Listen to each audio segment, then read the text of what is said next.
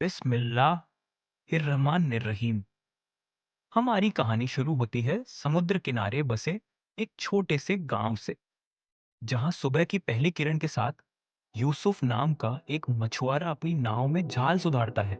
उसकी उंगलियों पर पड़े घाव बताते हैं कि ये कोई आम आदमी नहीं, बल्कि अपने हुनर और ईमानदारी से पूरे गांव का पेट पालने वाला एक जांबाज है। आज खास दिन है, ईद से ठीक पहले का दिन। यूसुफ ने अपनी पत्नी आयशा से वादा किया था, इस बार हम हमजा के लिए नया कपड़ा जरूर लाएंगे। लेकिन समुद्र इन दिनों दयालु नहीं रहा। पिछले 3 हफ्ते से नाव खाली लौट रही थी। दोपहर तक आसमान पर छाए काले बादल चेतावनी दे रहे थे। गांव के बुजुर्ग अली चाचा ने यूसुफ को समझाया, बेटा, आज समुद्र का मिजाज ठीक नहीं।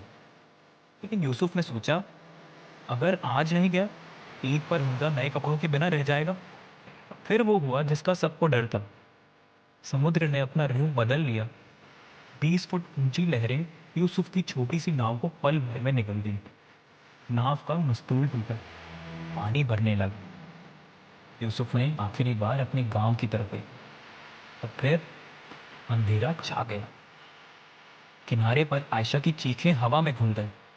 अगले 3 दिन रोज सुबह किनारे पर बैठकर समुद्र को घूमी, शाम को मस्जिद में दुआ की, रात को हमजा को सुलाकर खुद सोने की बजाय कुरान की आयतें पढ़ती।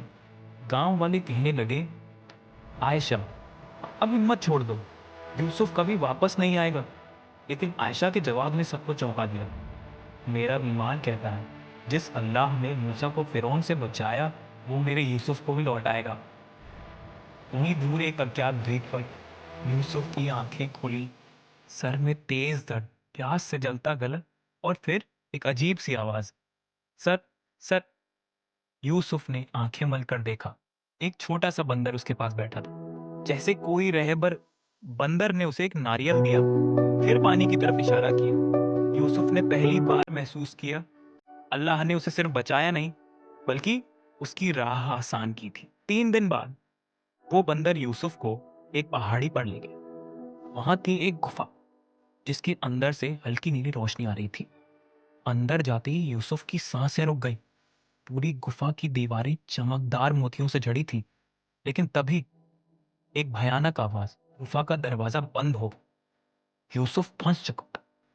अंधेरे में उसने सुना, ये खजाना तुम्हारे लिए नहीं है। क्या ये कोई जिन्न था, या फिर इम्तिहान का कोई नया पहलू? यूसुफ ने हिम्मत नहीं है, उसने कुरान की आयतें पढ़नी शुरू की। और तभी एक चमत्कार हुआ। गुफा की दीवार पर लिखा हुआ एक पुराना संदेश चमकने लगा, जो कोई भी इस खजाने को पाकर घमंड नहीं करेगा, उसके लिए ये बरकत का सबब बनेगा। यूसुफ समझ गया, ये कोई साधारण नबी नहीं, बल्कि अल्लाह की तरफ से एक इम्तिहान था। उसने सजदा किया और वादा किया, ऐ मेरे रब, अगर तू मुझे वापस भेजेगा तो मैं इस माल से गरीबों की मदद करूंगा। अगली सुबह एक व्यापारी जहाज ने द्वीप पर डेरा डाला। यूसुफ ने कप्तान को अपनी कहानी सुनी, और जब उसने मुठे में से एक दिखाया, कप्तान की आंखें फटी की फटी रह गई। ये तो वो दुर्लभ मोती है जो सिर्फ बादशाहों के ताजों में लगती है।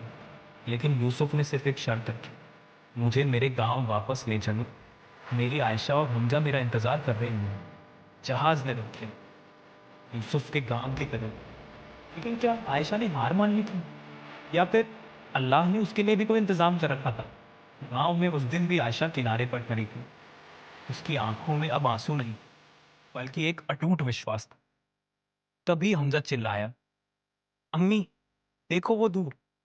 समुद्र की लहरों पर सूरज की किरणों के बीच एक विशाल जहाज तैर रहा था, और उसके सबसे आगे यूसुफ खड़ा था। आयशा दौड़ी, यूसुफ दौड़ा, और जब वो मिले, पूरा गांव हैरान रह गया। यूसुफ ने न सिर्फ अपनी कहानी सुनाई, बल्कि हर गरीब परिवार के लिए उपहार भी निकाले। आज उस गांव में एक अनोखी मस्जिद है, जिसकी मीनारों में वो मोती जड़े हैं।